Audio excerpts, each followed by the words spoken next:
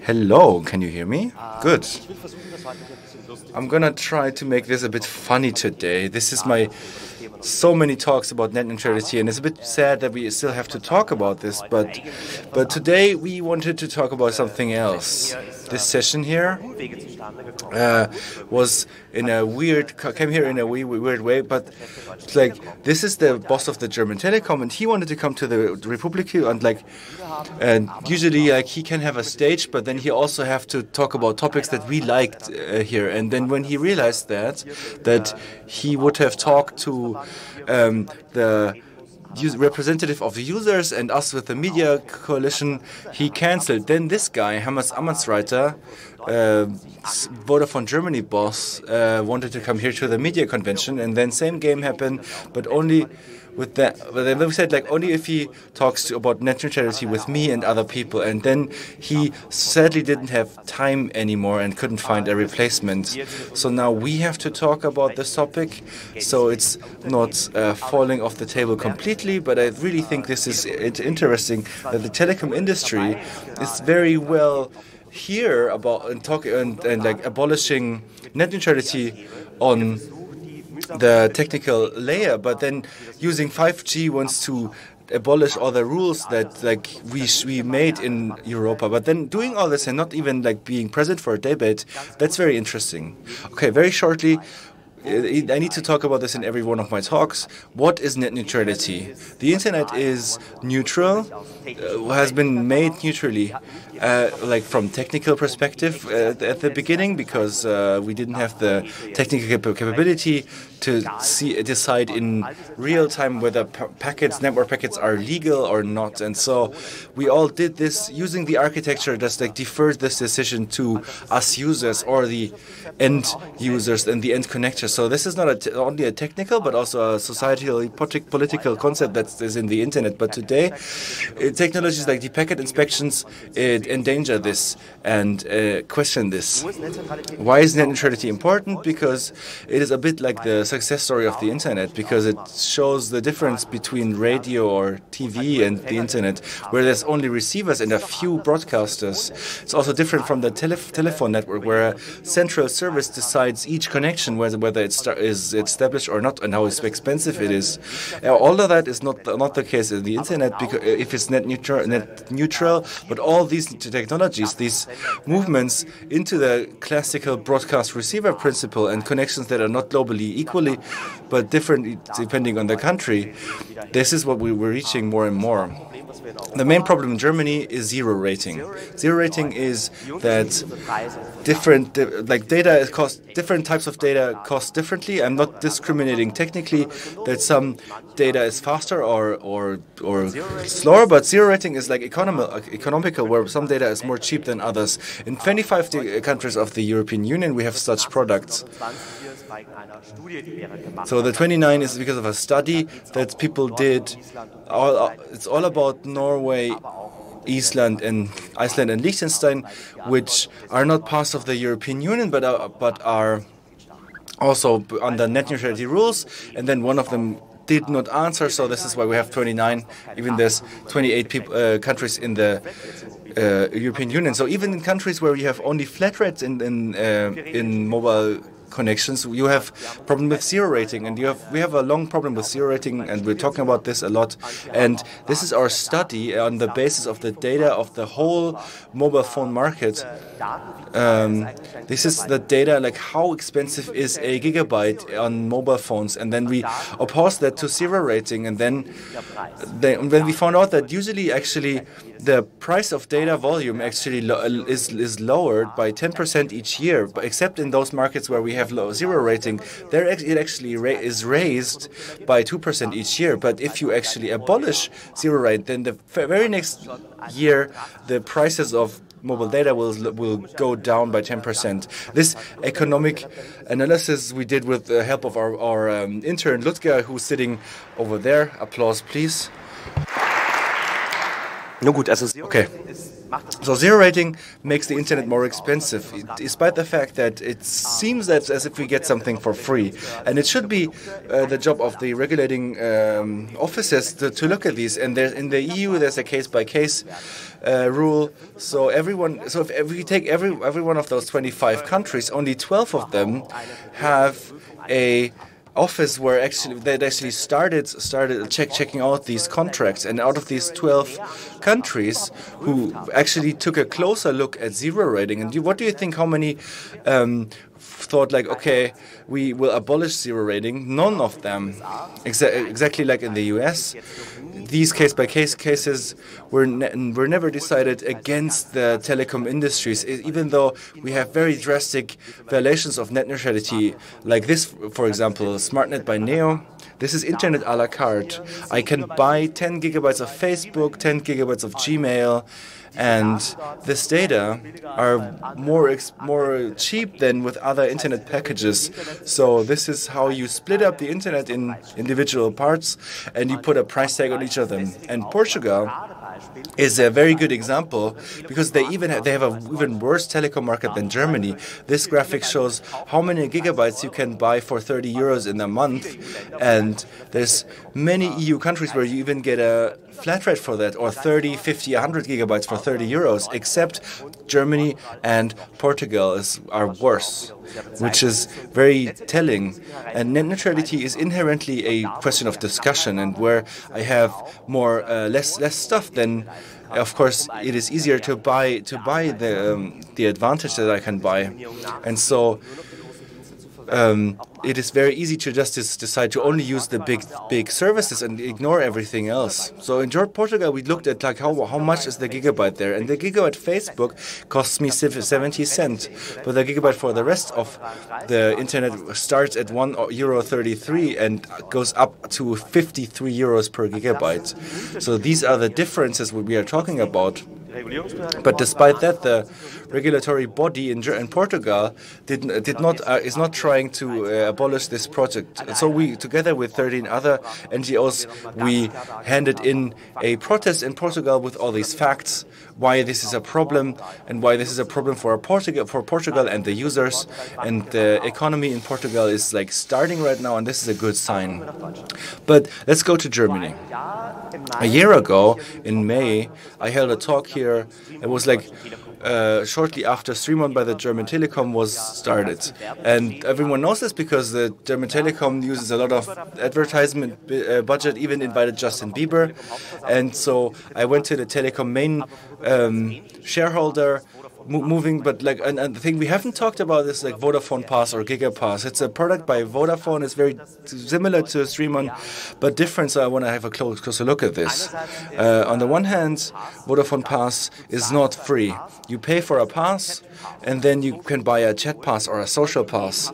And within that, you have various apps inclusive. You can use like infinity data from them. And these passes can also be used in addition to the actual data volume. And individual apps can talk to Vodafone and then apply for being inside these passes. But if a company wants to go is thrown out of the pass, so it can be that you have bought the pass, but the app that you wanted to use it, like Signal, is just not available in the chat pass anymore. So it is internet a la carte. This is not a German problem. Vodafone Pass is available in 9 of the 14 countries where Vodafone is represented in Germany, and at the moment it is being looked at by the German officer of net neutrality. It all takes a long time. It takes 14 minutes right now, but especially in Great Britain, where Vodafone is coming from, there's the main inspection right now, because this is always where the telecom company has the biggest might, and that's where they try to save themselves. Especially in Great Britain, there are sites like this one, where Vodafone explains to the users what is not part of a Vodafone Pass, which is quite funny. So if you purchase the chat pass and you might use WhatsApp for free, but you can't do audio or video calls because that's not included. And there's another exception, which is really nice. these passes can't be used to load other pages or websites. So, for example, if you have the social pass, you shouldn't click on links in Facebook, because then they can cost more. So this is the classic locked-in effect, which we've talked about yesterday. So especially Facebook, for poorer parts, for poor people, they can only see the headlines, they can only see small snippets of text, and the real content will become much more expensive. And so these warnings, we shouldn't leave certain areas. Where do we know that from? And so I found this sign next to my hotel. So again, a lock-in effect. Don't leave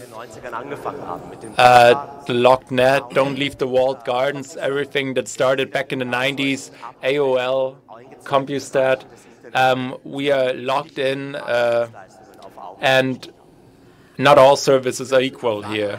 And so we have to ask ourselves, are 4 categories enough for the internet? So Facebook Messenger is part of the chat pass, and Facebook is part of the social media pass.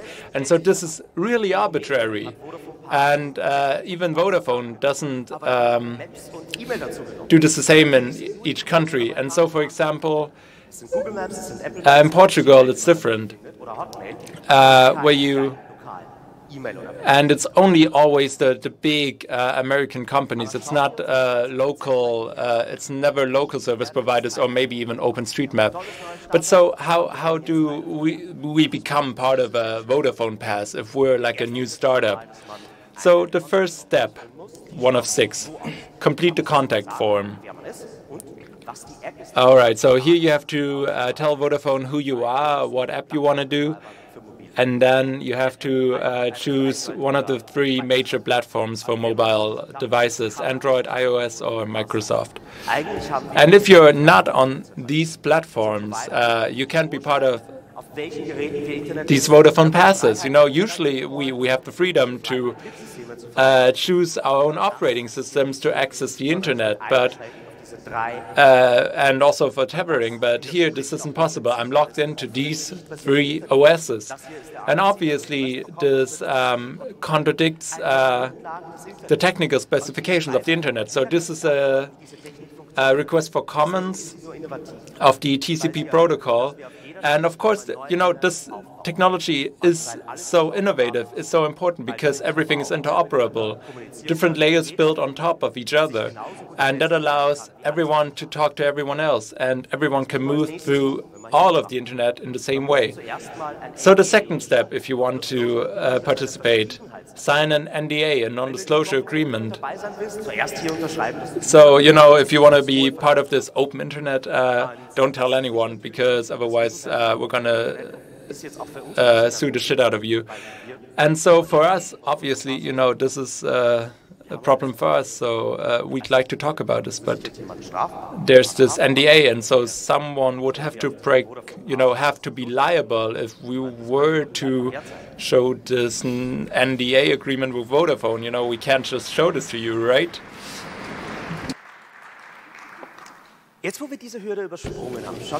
So now that we've took the step, let's see what comes up next. Next step, provide technical information. How does Vodafone do this? Like how they have to somehow, sort out the services that want to participate here, and sort of look at the technical backgrounds. And so what do? They look at the IP addresses and at the URLs. So if you use URLs, this is really close to how I use the internet. It's the websites I open up. But obviously, this is about deep packet inspection. Obviously, the provider has to really look into the individual packets to find out what's going on and what the user is actually using. And I really don't think that what Vodafone does here is compatible with the new GDPR EU law. But there's another problem. So today, if you you can request the individual list of stuff you called for your telephone company, and the same applies here to URLs.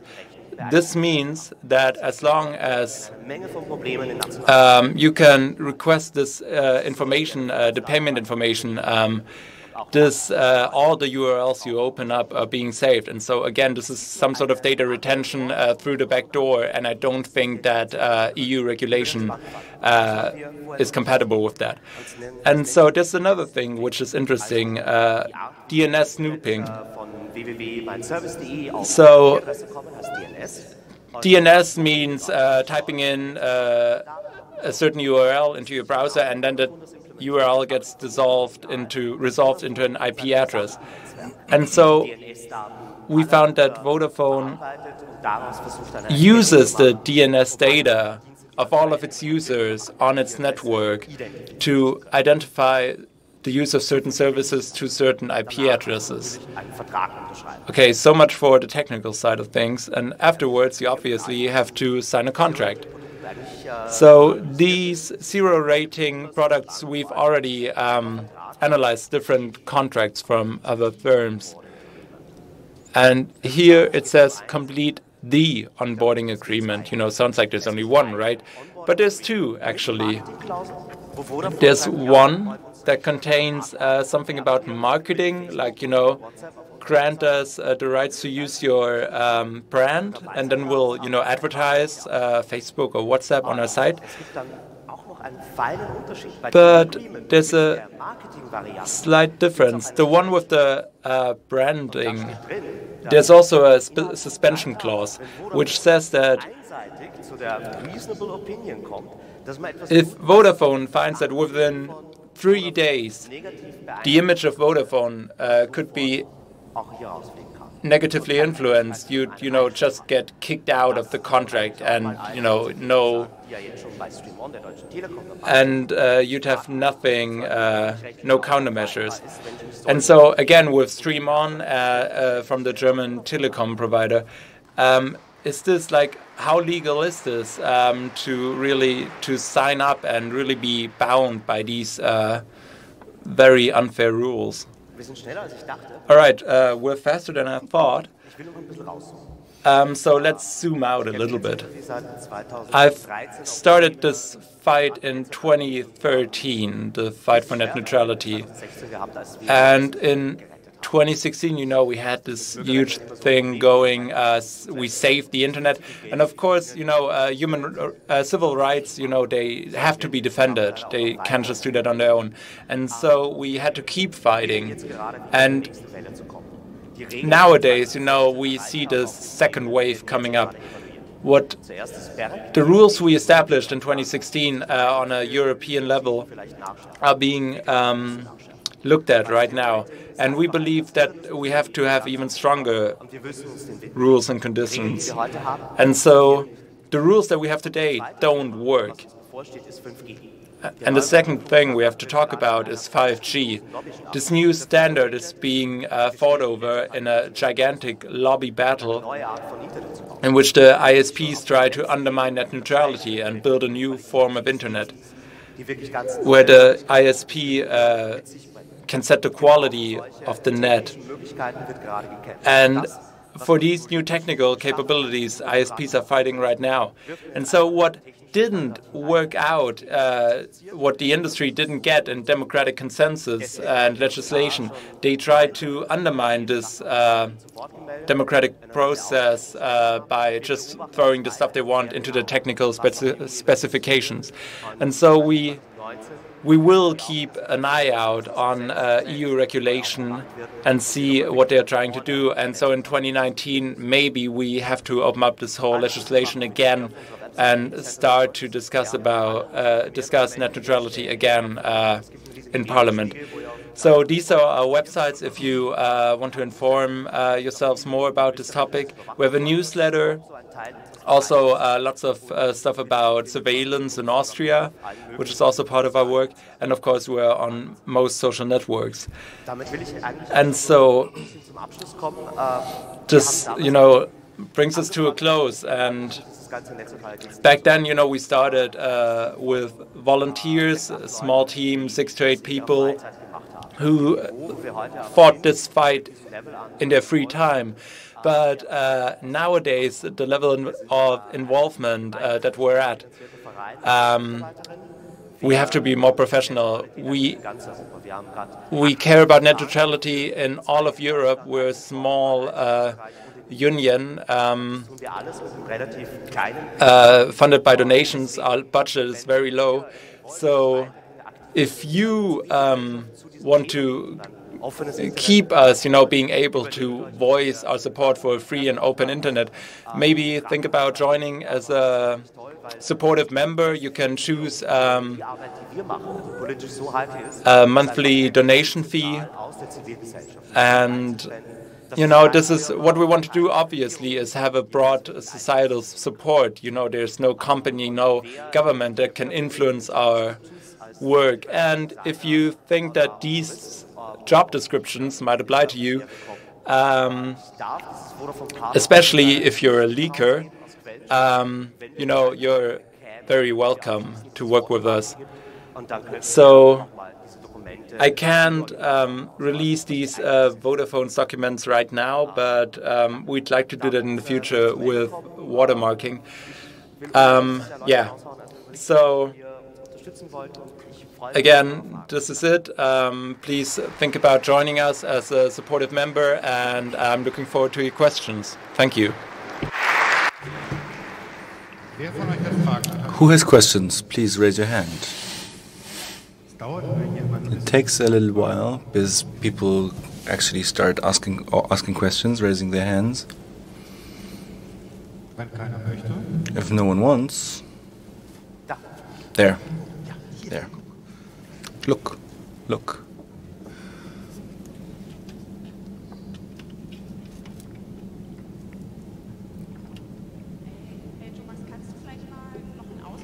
Thomas, could you please give us an update, like how the next months will look in Portugal and in German with the... Please get closer to the mic. Okay. Can you give us an idea how the next few months will look in Germany, in Portugal? Is there a judicial case about StreamOn and Vodafone Pass? What will happen in the next few months?